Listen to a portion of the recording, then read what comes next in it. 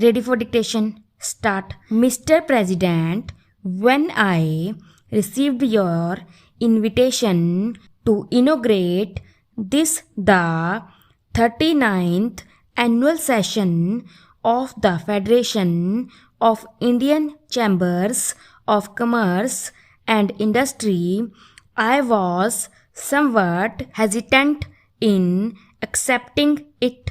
I was aware that since independence, each annual session of the Federation has been inaugurated by the Prime Minister. This, in fact, was the main reason for my reluctance. These annual meetings are beginning to become almost a ritual, and I am not much of a believer in rituals. I am also not happy about the tendency to turn to the Prime Minister to inaugurate every function of importance and to consider that a function which is not inaugurated by the Prime Minister is only of second-rate importance. I feel strongly that other cabinet ministers, as also people in public life outside officialdom, should perform such functions far more frequently than they are at present doing. Your experience will always be useful within the ranks of industry. The younger group feels that it is not fully playing its part. I have often spoken of my intention to keep in touch with the younger generation.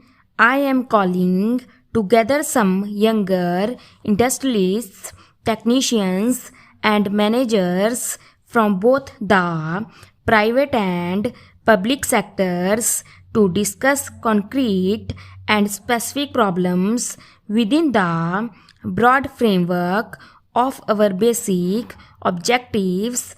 It will be a sharing of thought and perhaps evolving of new ideas. Dynamic changes are needed now in attitudes and functions. In your address, Mr. President, you have pointed out that India is still a depressingly poor country and expressed concern that we have not succeeded well enough in our effort to fight poverty and develop our economy. Poverty is indeed the central problem facing us, and it is the way in which we set out to tackle it that we as a nation will be judged. It is a long and arduous battle that we have to wage. It calls for clarity of purpose, for determination, for unity. It demands of us all the perseverance, the discipline, the hard work of which we are capable. Slowly and steadily, we shall be building a new and progressive nation in which even the poorest in our country will be able to enjoy a minimum level of living.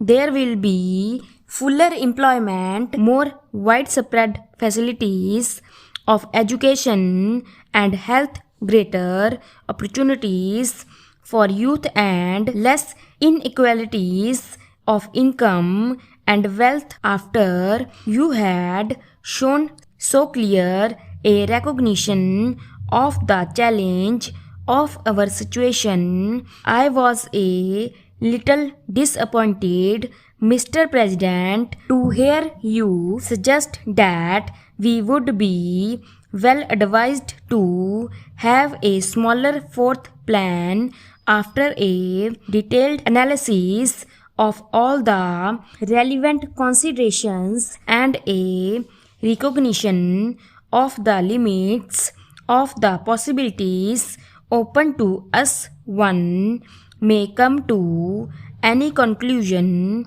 about the size of the plan, but to suggest and propagate that a smaller plan is desirable for its own sake and that it may even help in our fight against poverty is not convincing.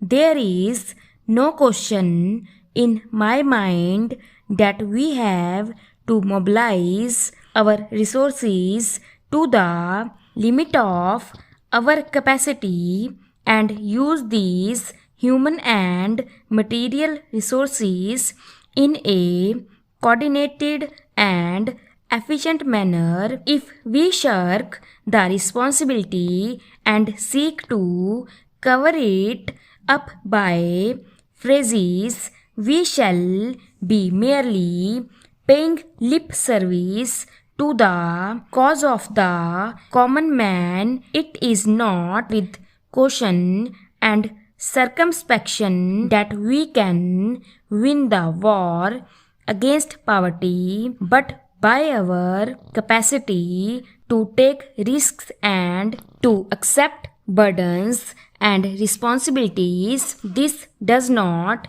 mean that we should not take the greatest possible care in the husbanding of our resources.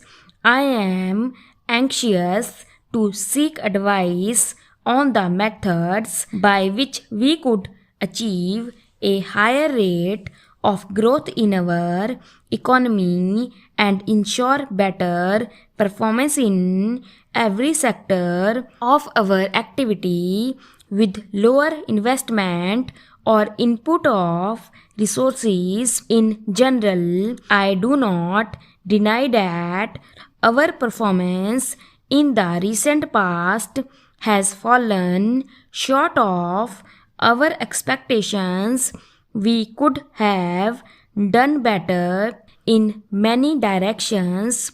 However, let us not belittle our achievements. There is much in our record of the last 3 plans of which we can legitimately be proud. Let us not forget that the current level of industrial production is nearly twice of what it was in 1955, and we produce a large range of commodities which we did not produce before. The output of food grains increased by 70% between 1959 to 1961 and 1964 to 65. Let us not ignore the great progress in education, especially primary education and technical education. New skills have been developed. Science and technology are making their presence felt in distant villages. Much of the frustration which exists in the Indian economy today and which you have voiced flows from the fact that the performance of the third plan has fallen short of our hopes. Let us by all means learn from our mistakes and attempt to correct them to best of our abilities and resources. Stop.